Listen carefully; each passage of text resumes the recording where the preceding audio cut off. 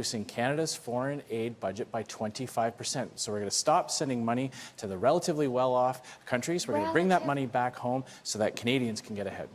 Mr. Scheer, that may be the worst idea in your whole non-platform, is the cutting of foreign aid. I wear this little pin. This is the Sustainable Development Goals of the United Nations, to which this country is committed.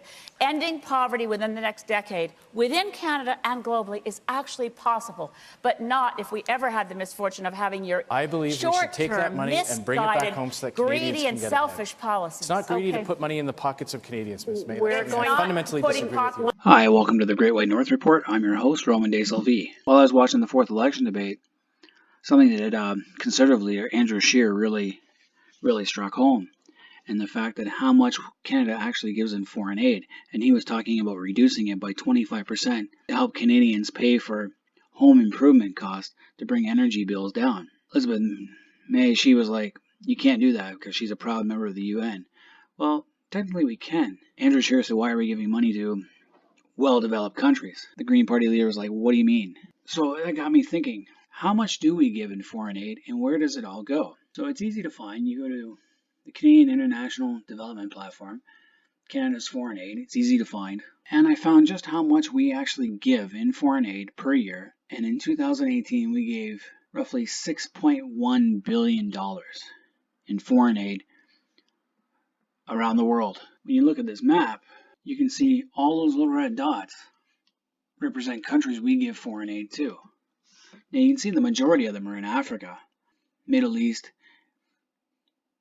as well as in Central America and South America, as well as and the islands out in the Pacific. And we also give aid to a few places in Europe. Now it's interesting how many actual countries we give aid to. There's a lot, and dispersing all that money around doesn't really help. So let's go through the more developed countries that Andrew Scheer was talking about. And I'm saying well-developed, we're talking China. So we give $6.1 billion in 2018. China received $7.1 million last year. Why? They're supposed to be the second largest economy in the world. They throw away billions of dollars on infrastructure projects to other less developed countries in debt trap diplomacy. They printed $51 trillion of their own currency over the last couple of years, which means they flooded the currency markets with their own currency. So why are we giving them $7.1 million? And that's not all. We've given them money in the past. In 2017, we gave them 5.6. 2016, 5.4. If you did it over the last 5 years, we've given China $74.6 million over the last 5 years. Now, that doesn't seem like a lot. It seems like a drop in the bucket. But just think what the Leafs could do with that kind of money in free agency, or the Habs. They could probably find the next Guy Lafleur. So you could fund an NHL team with that kind of money. Think of what that kind of money would also do to our own homeless situation here in Canada. And that's just the Chinese. Now, for some reason, we give money to the worst countries in the world. So I found this on Wikipedia. This is the Corrupt Perceptions Index. So this is based on the perception of corruptness.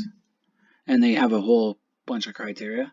But you can see that all the burgundy to black areas, or red, they're not the best places in the world. And this is where most of our foreign aid is going to these kind of countries. If you go to the list, you can see the top 20 countries right there.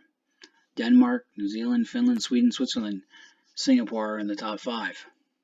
Canada's currently ranked 9th, and we flip-flop between 8th and 11th over the last 6-7 years. You go all the way to the bottom of the list,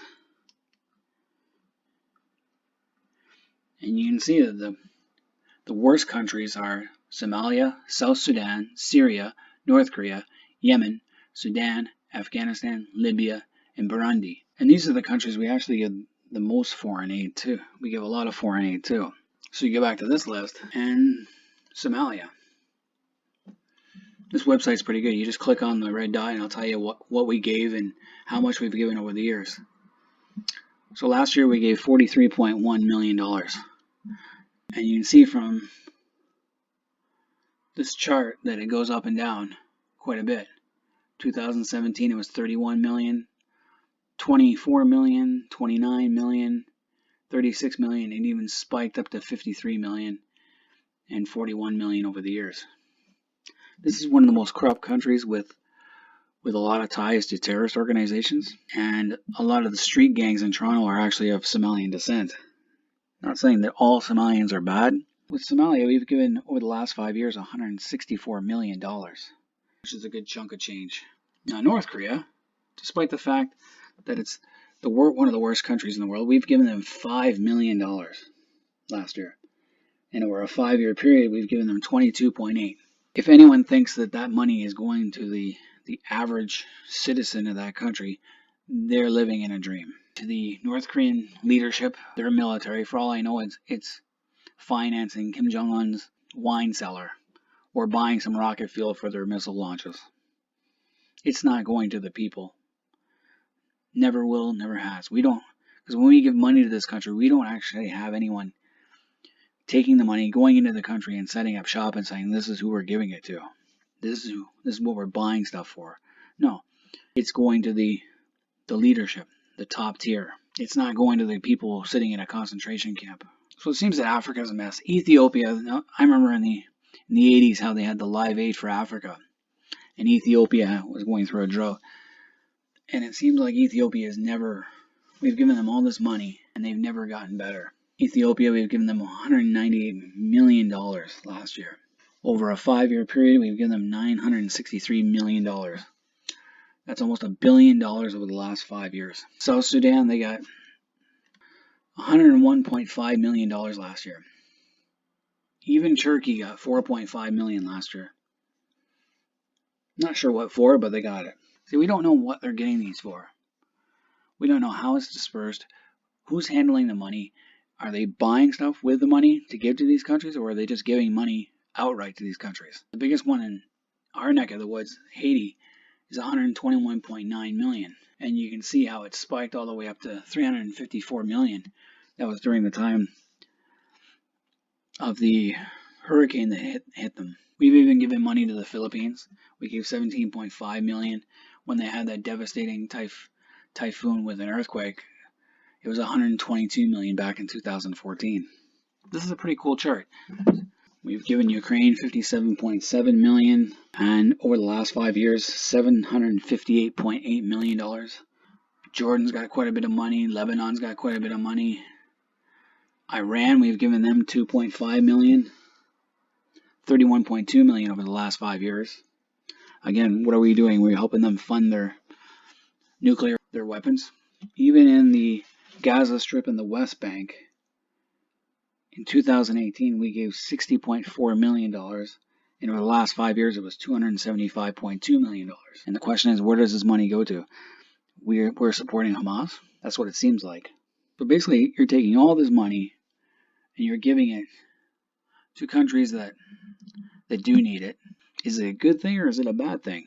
Well, the problem is it can be both good and bad depending how it's being handled. So if you're going into a country with millions of dollars to give, you want to make sure it's going to the people that need it and not to the elite, to the military, and the corrupt officials. And that's the problem. I think most of this money goes to the corrupt officials. That's what happened with the SNC Lavalin scandal in Libya. Libya last year we gave them $4.8 million. We even give India money. I was surprised at that. $64.8 million to India. But going back to Libya, we give $4.8 million in aid, but then the corruption's so rampant that you have to bribe people there to get anything done. So how much is that money going to bribes? We don't know. The fact that we're helping so many different countries, it doesn't seem like we're making a difference, because a lot of these countries continuously need help. All you have to do is go there and then click on a country and see how much we gave. Year after year, we're giving to the same people. So what it's fostering is a beggar mentality. These countries refuse to help themselves in positive ways. Because why? They're going to get money from the Western nations. And it's a dangerous thing. It's a beggar mentality. It's also making us into a debtor country. Here is something from what's called the debtclock.ca. This is our Canada's federal debt, our national debt. And you can see that it's already at $696 billion. That's how much Canada owes. Your share, every man, woman, and child in Canada owes $18,699. It'd be cool if I go to a bank and just drop that off and get out of the debt, so I don't have to pay any more federal debt. But that's not going to work because the debt will just keep ratcheting up and they'll expect us to pay more and more. You know, it grows by 54 million each day. Per hour, 2 million per hour. You know, our federal debt when Canada first started in 1870 was $320,000, and your share back in 1870 was zero. And look where we've come today. So giving foreign aid $6 billion could certainly help pay down the debt. Now, what I would like to see is us reduce the foreign aid down to a more manageable size, like it used to be. Back in 2003, we were only given like $2.9 billion. We should do that. Go down that far. Pick a few countries, like 10 countries maximum, to really help out. Make sure that we're controlling the money, like our officials are controlling the money, and it gets to go where it's going to. Make sure that we get something in return.